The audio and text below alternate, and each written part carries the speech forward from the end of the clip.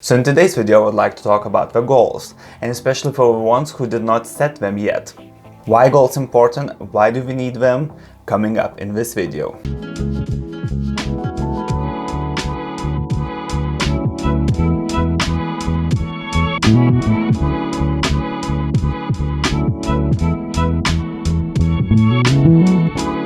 I believe many of you had some promises for yourself for 2020 and wanted to achieve them. Many people have already failed most of their goals. In today's video, I would like to talk to you about what is the goal, why it is important to have one, and how to set them up correctly. Disclaimer: if you like this video, don't forget to subscribe to my new channel, where I'm going to put out one video every week. So how about I start this video with going into the biggest search engine here in the entire universe, called Google. Let's see what the goal is according to Google.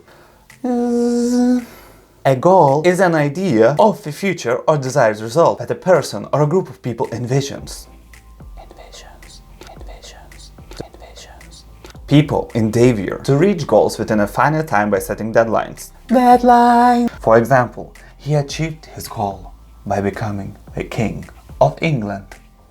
Some of you may want to say that this sounds more as a dream and not a goal. You are correct. Goal is the same dream, but with a definite timeline. What your timeline will be, it is completely up to you. For instance, you could wish to have a car, and this sounds more as a dream. But if you could add a timeline to this dream, even an approximate one, for example, I wish to have a car within 3 months from now. So that sounds more as a goal to me, because you're taking a dream and you're adding a specific timeline to it. So in theory, you could have multiple goals. One can be two, can be three. It can be having a car, it can be having a house, it can be having a pet. Whatever your dreams are, materialistic, non-materialistic, you have to set a specific time where would you like in the future to achieve this dream, because that's how you make your dream into the goal. Gosh, I got tired even thinking about those goals.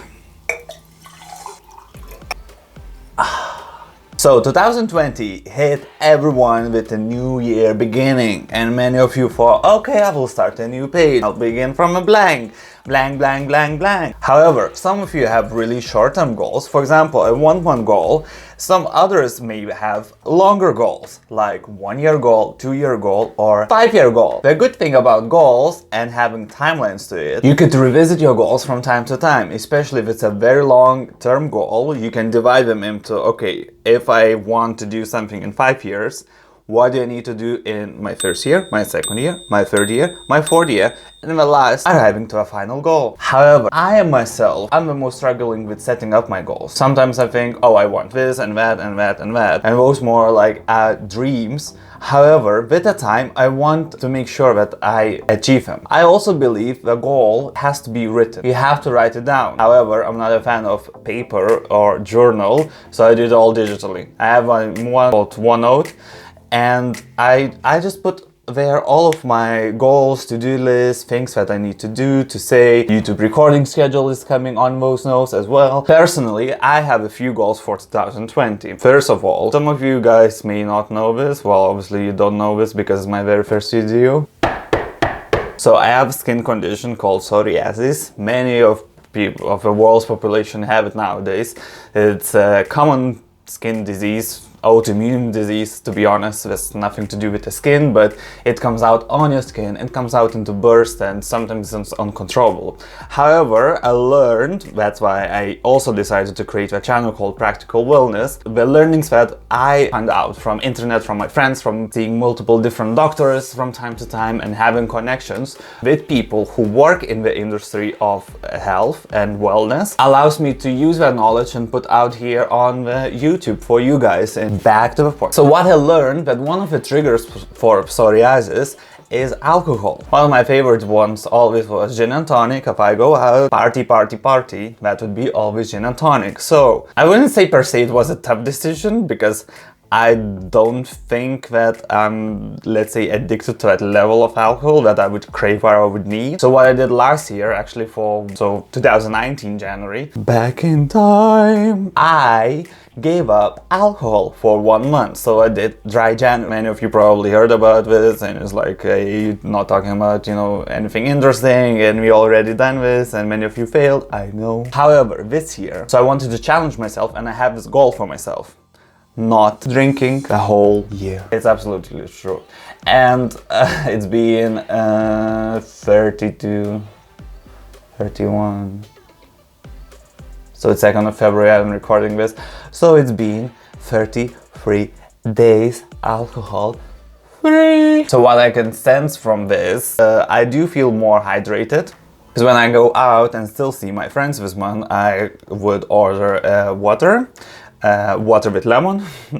Or sometimes I would go, of course, for sweet and sugary drinks such as Coca-Cola, Red Bull and Sprite. This video is non-commercially paid, so these companies did not pay for this video, FYI. I do feel more hydrated. I would say my sleep is better. I wake up in the mornings with way more energy actually, and that's why I feel like I can do way more things. So as probably some of you know, it's again my first video, so nobody knows. I have a full-time job, and this is what I'm doing additionally to that and what I want to do. Because I feel like, oh, okay, this is my passion, I like to see other people doing that, and why not to try to do it myself. And another goal that I have for myself, I decided to shed my fat off, finally. So I've been quite rounded for many years, and I find that having a healthy body has a healthy mind, so it's definitely vice versa. My mind is not that healthy yet if I have not healthy body. This is how I'm looking now, and this is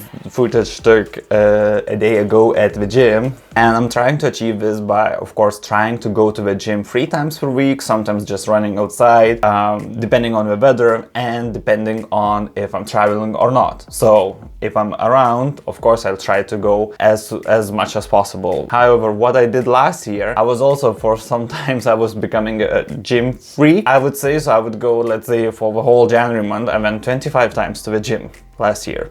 I find it like, okay, that was cool. But then again, something happened in February and I stopped. And then, you know, once you stop and it's like, okay, something else happens, and then you just prolong. So I found it like, okay, this schedule is not really helping for me, and it's not really healthy, or it's not suitable for me, because once I feel like, okay, I don't go to the gym and I don't do those exercises, I don't work out, and I feel like I'm failing. And that's one of the dangers on setting a goal. So the goal has to be precise, and you have to know what works. So you can try different versions of a goal. So for example, if you're like me, a little bit with that, what you can try is try 1 month going, let's say, 3 times per week to the gym and see if that works. If you're not too tired, or if you have enough time, maybe you can go to 4 times a week. Of course, effects will be better. If you see that going 3 times per week is not possible, then you can also adjust your goal and make it, for example, 2 times per week. Or maybe 1 time per week. It really depends how much motivation you have to achieve your goals, what is possible within your given time. If you have a goal to change your eating habits, you should try looking up healthy recipes online,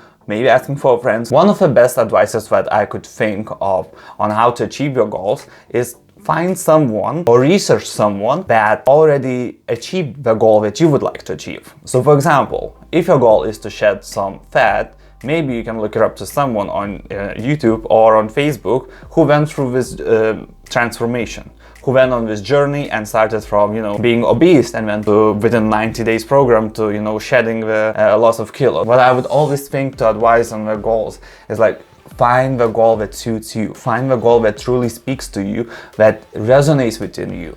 Because otherwise, if you just copy someone's goal and do not adjust yourself, it can become very hard to achieve those goals. And one of the last tips that I would like to give to you guys about, you know, going and achieving your goals is actually, sometimes it's really good just to let go and forget the goal.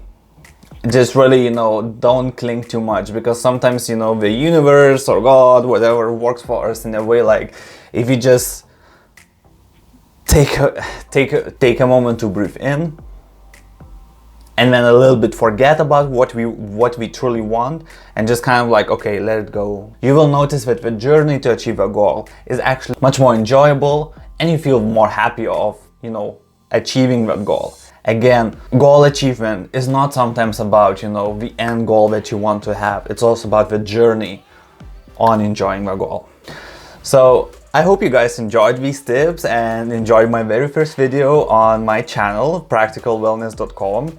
I hope to see you guys next week, and if you like so far what you already seen in this video, hit subscribe notification, hit the bell ring so you get always notified when I'm uploading my new videos. If you have any questions on how to achieve your goals, or maybe you want an advice, let me know in the comment section below, and I will see you next week. Ciao!